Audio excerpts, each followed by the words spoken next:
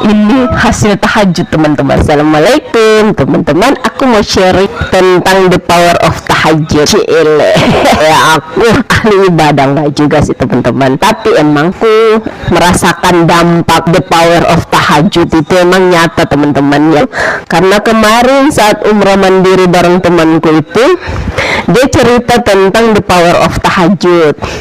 Sedangkan saya emang alhamdulillah sudah kurang lebih 3 tahun rutin tahajud. Alhamdulillah, bukan sekedar ria atau pamer ya teman-teman, bukan, no. Cuman aku mau berbagi aja. Kata dia bahwa tahajud 1 tahun dia hamil, alhamdulillah. Dan aku baru sadar kalau aku tahajud nggak ada 1 tahun aku sudah hamil si bocah ini teman-teman. Masya Allah, tabarakallah, alhamdulillah ya. Jadi kalau apapun yang teman-teman inginkan, bawa tahajud teman-teman. Ini hasil tahajud teman-teman.